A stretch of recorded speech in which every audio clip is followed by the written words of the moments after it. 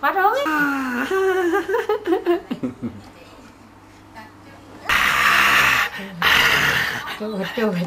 Trời.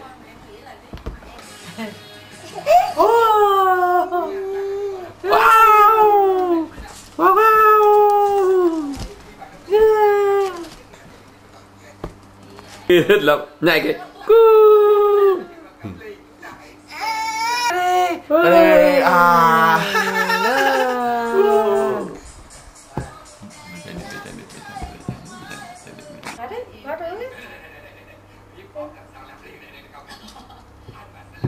Đâm khoe xuống, đâm khoe, đắp,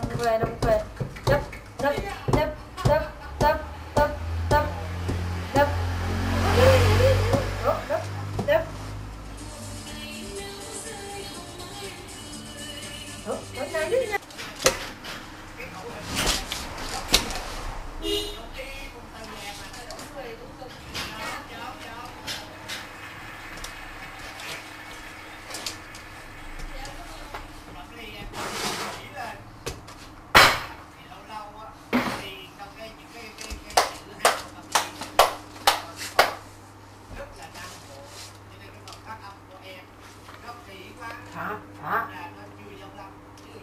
Bỏ đông rượu nó bự lên.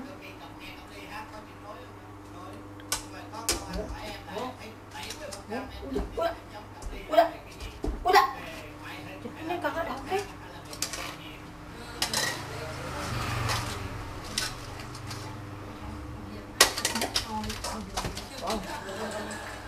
Tranh bông. Con hết.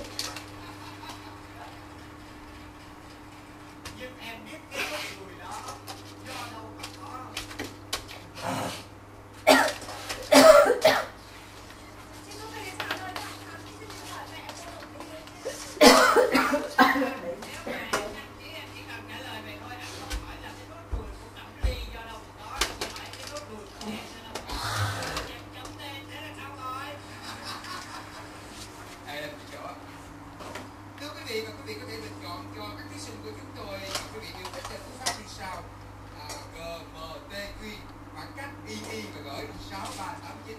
Trong đó GMTQ là tên chương trình viết tắt, còn II tức là hai ký tự viết tắt tên của thí sinh. Ví dụ bình chọn cho thí sinh Mia sẽ chọn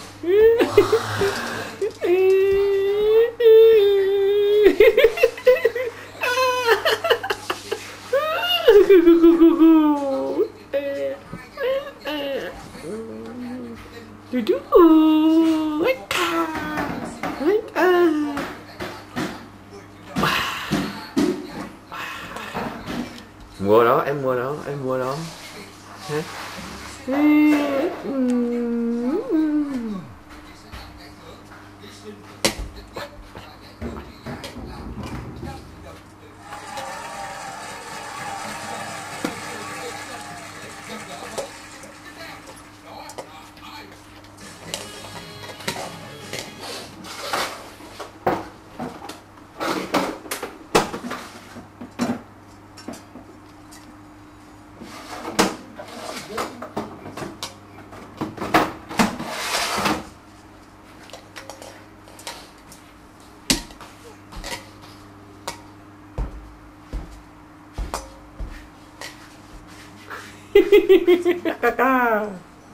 Khánh vẽ nguyện hiểu Khánh Duy về ông bà chơi một mình, không cần bố, không cần bố, tách tình đấy.